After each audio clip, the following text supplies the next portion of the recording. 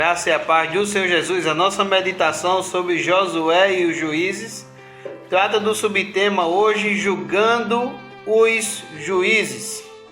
Pois tudo que foi escrito no passado foi escrito para nos ensinar. Romanos 15, versículo 4.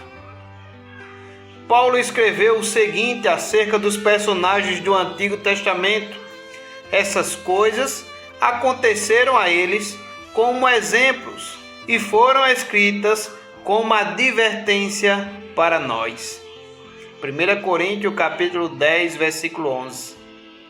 Com essas coisas, ele estava se referindo aos juízos de Deus sobre a idolatria, a imoralidade e a incredulidade dos israelitas. Porém, eles nos servem principalmente como um mau exemplo, ou seja, muito mais como exemplo de atitude que devemos evitar do que como bons exemplos a serem copiados. Portanto, não deveríamos ficar constrangidos ao criticar o comportamento de alguns dos juízes. De fato, os nomes de Sansão e Jefté aparecem na lista dos heróis da fé em Hebreus 11:32. Uma vez que foram leais a Javé, mesmo quando cercados por adoradores de Baal. Entretanto, eles agiram muitas vezes de forma deplorável.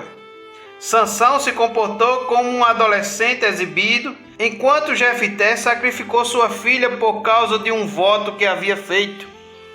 Jefté não poderia ter feito isso de jeito nenhum, pois sabemos que o sacrifício de crianças era um dos costumes mais abomináveis dos cananeus. Porém, nem todos os israelitas que viveram nessa época se deixaram contaminar pela corrupção reinante. Ruth foi uma bela exceção. Sua história está registrada imediatamente após o livro de Juízes. A narrativa começa com um casal de Belém, Elimeleque e Noemi, que juntamente com seus 2 filhos foram para a terra de Moabe em busca de alimento. Ambos os filhos se casaram com mulheres moabitas. Uma delas se chamava Ruth. Com o passar do tempo, os 3 maridos morreram e Noemi ficou apenas com suas 2 noras. Uma delas retornou à sua família, mas Ruth se recusou a agir assim, dizendo a Noemi: "O seu povo será o meu povo, e o seu Deus será o meu Deus." Ruth, capítulo 1, versículo 16. Ela, evidentemente, havia crido em Javé, sob cujas asas havia buscado refúgio. Ruth 2, versículo 12.